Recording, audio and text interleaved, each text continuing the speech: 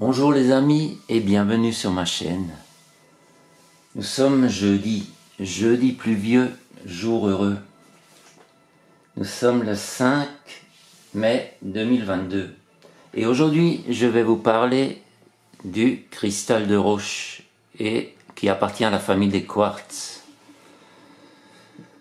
Alors le quartz est un mot d'origine allemande et c'est le nom d'une famille de minéraux.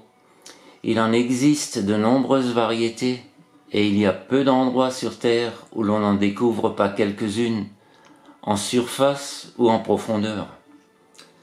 Le cristal de roche est une variété incolore de quartz.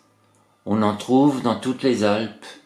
On a trouvé en Autriche une pièce d'1 tonne et au Brésil où les plus gros cristaux atteignent plusieurs tonnes. Le cristal de roche est en relation avec le centre coronal, ainsi que tous les autres centres, car la lumière blanche contient toutes les couleurs. À la différence du cristal de roche qui est transparent, le quartz blanc est opaque, et l'opacité est due à son refroidissement. En effet, lors de la formation du cristal, à des températures de plus de 100 degrés, avec des inclusions de poches de gaz entre, la transparence du cristal sera essentiellement due à son temps de refroidissement. Plus le temps de refroidissement est long, plus le cristal est transparent. Alors les propriétés du cristal de roche, le cristal est composé à 100% de silicium. Alors, on a un atome de silice pour 2 atomes d'oxygène, avec néanmoins quelques inclusions. Alors là, j'en ai un, on a quelques inclusions ici, je ne sais pas si on verra ça à l'écran, sinon j'ai un galet en quartz, et là on voit assez bien les inclusions, les parties blanches à l'intérieur.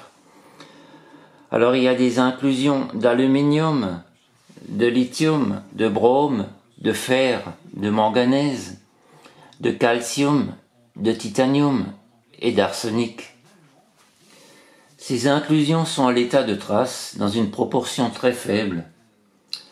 La dureté du cristal est de 7 sur l'échelle de dureté qui va de 1 à 10.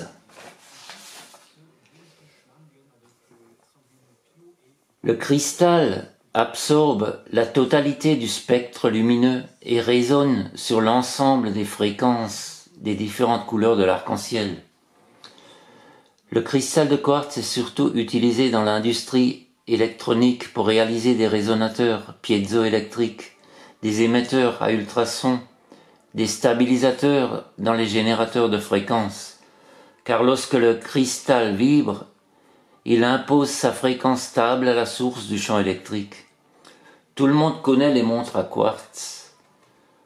On utilise du silicium pur pour fabriquer des matériaux semi-conducteurs, des transistors, des diodes et des circuits intégrés avec leur mémoire. Le cristal a la capacité de transformer l'énergie qu'il reçoit. Ainsi, quand on le soumet à l'électricité, il restitue une fréquence et quand on lui applique un choc, il produit de la lumière et de l'électricité.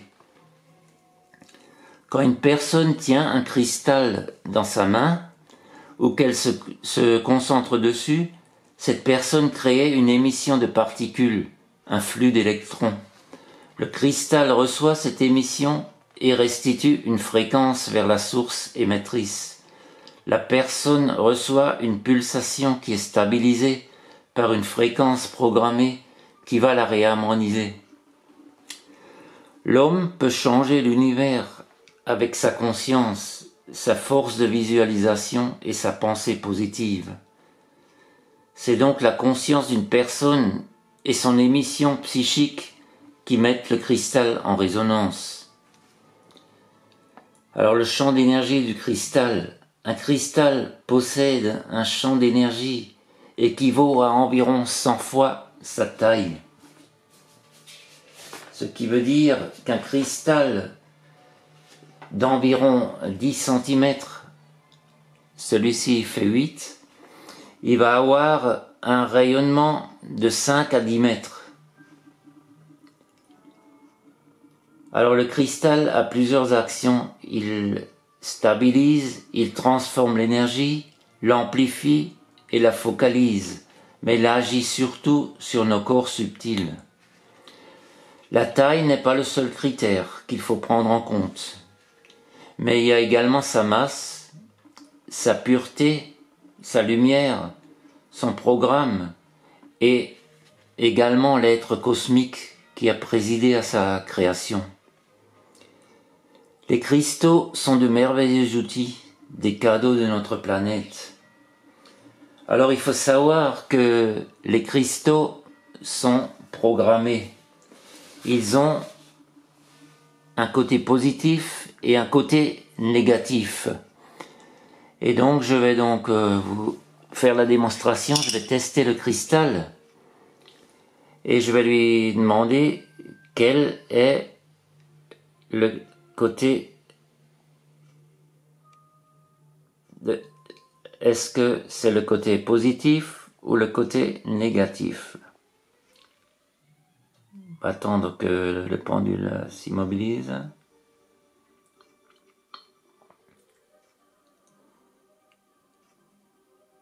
Et là, il tourne dans le sens des aiguilles d'une montre. C'est donc le côté positif.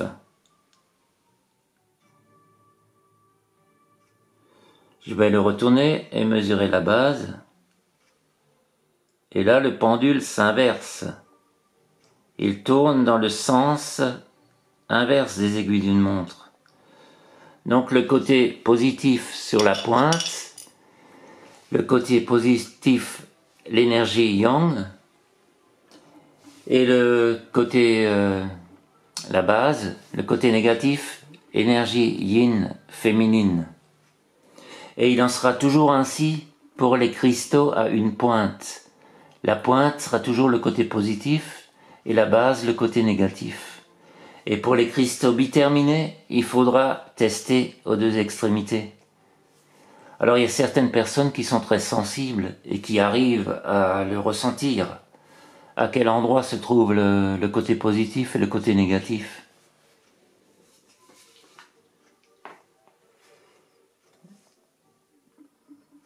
Alors, on va parler rapidement de la purification des cristaux, parce que la première chose à faire en rentrant chez vous, après avoir acheté votre cristal, vous rentrez dans un petit magasin, vous faites le tour rapidement, sans vous focaliser, et il y aura peut-être un ou l'autre des cristaux qui va vous appeler, sur lequel vous allez porter votre attention un peu plus longtemps.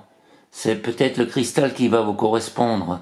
C'est pour ça qu'il vaut mieux aller acheter dans un magasin que par internet.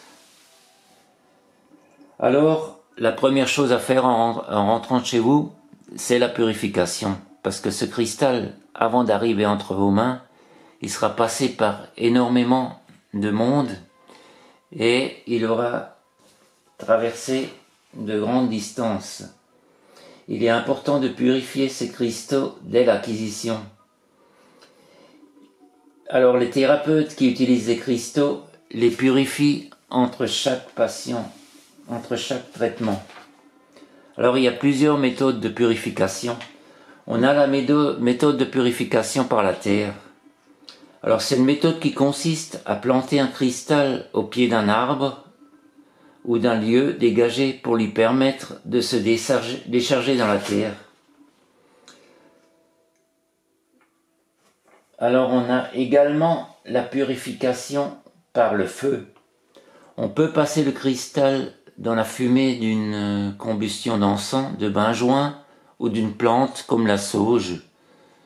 Cette méthode a l'avantage de nous purifier en même temps et de purifier l'espace dans lequel se trouve l'encens.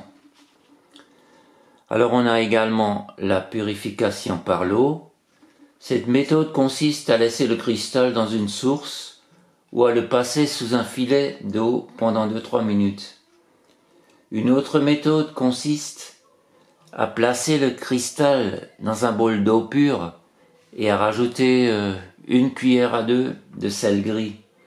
Le laisser reposer toute la nuit et puis le rincer au matin. Ensuite, on a également la purification par le son.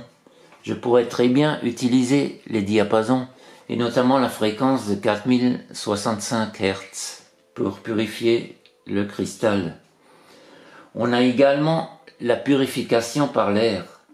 On peut prendre le cristal dans la main à hauteur de la bouche et souffler dessus en le faisant tourner pour exposer chacune de ses facettes au souffle. Et en même temps, on visualise un courant d'énergie qui le traverse et le débarrasse de ces énergies lourdes et denses.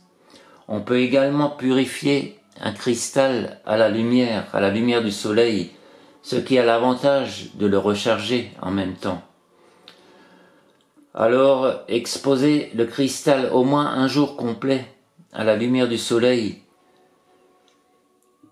On peut recharger les cristaux ensuite sur la fleur de vie, sur le cube de Métatron ou la coquille Saint-Jacques. Alors le cristal est beaucoup utilisé pour les soins et s'il fallait posséder une seule pierre, je pense que ce serait celle-ci.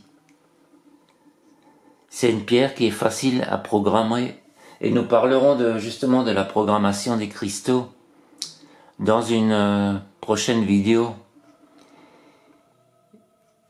Et le cristal placé sur le sceau de Salomon a la faculté de rééquilibrer tous les chakras.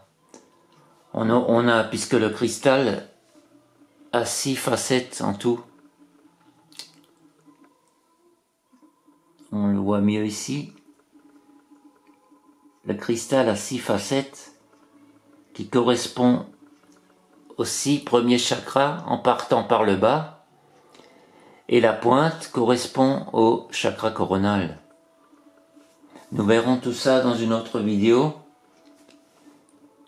J'espère que... Et puis les cristaux sont également utiles aux animaux et aux plantes. Soigner nos animaux de compagnie et dynamiser les plantes. Alors je vous souhaite une belle journée et je vous dis à bientôt pour une prochaine vidéo. Peut-être que ma vidéo vous aura donné l'envie d'en acquérir un et puis nous verrons par la suite différentes utilisations et expériences de ces cristaux. Belle journée à tous et puis à bientôt. Merci de m'avoir écouté.